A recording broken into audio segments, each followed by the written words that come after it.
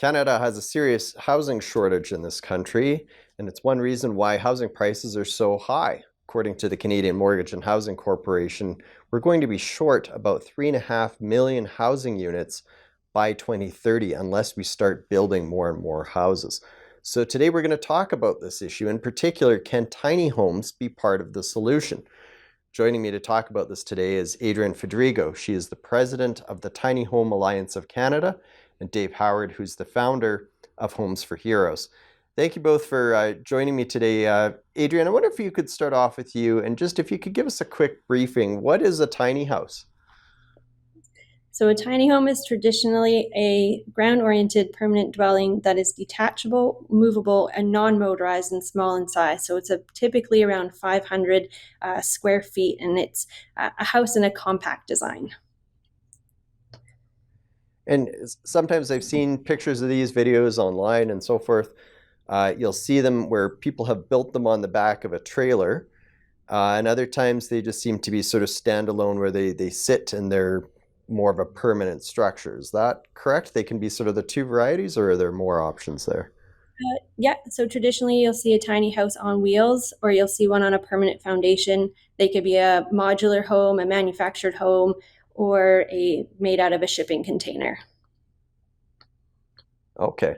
And then in terms of cost, that seems to be one of the advantages, is that they're not quite as expensive as a more traditional house. What type of price range are people looking at on average for buying a tiny house in Canada? So again, depending if they were going to build a house themselves and salvage their materials, then you'd be looking less expensive than if you were to go with a traditional builder with modern amenities and high-end finishing. So houses could be from anywhere from 50,000 to 250,000. Okay. And then are there very many people in this country right now that are manufacturing these, say in an assembly line type setup, or do these tend to be done sort of more on a one-off basis? I know there's quite a few tiny house builders, at least from the Alliance perspective, that build more those that are on wheels. So we know there's 25 plus that are out there making them, and that's across the country. But then you have the manufactured housing industry that's quite large and significant that are also building these types of structures and homes.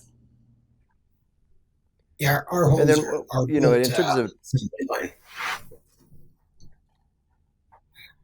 sorry, Dave, what was that? Well, our homes are built in factories and they're built 10, 12 at a time. So there is a lot of companies across Canada that have the assembly line process, which is going to bring your cost down, of course, when you're building multiple units. And then in terms of advantages, I talked about cost. I mean, there's benefit, obviously, if you're purchasing a tiny home and it's costing less than, say, a more traditional home.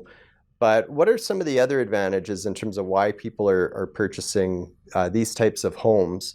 Environmental is one, is it not? Dave, I'll throw this question to you.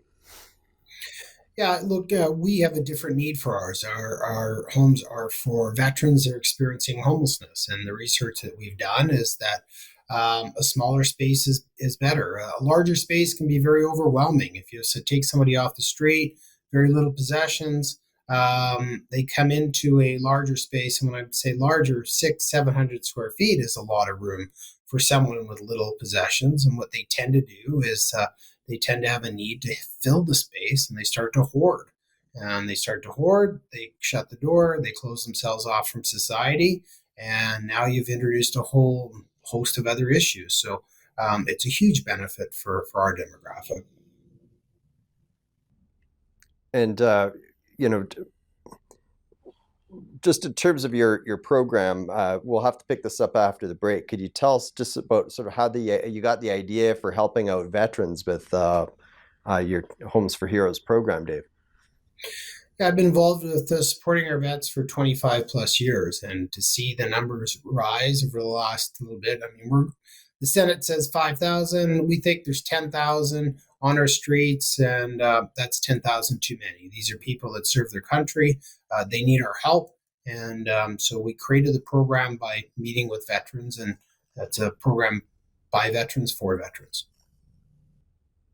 Okay, we'll learn a lot more about that right after the break.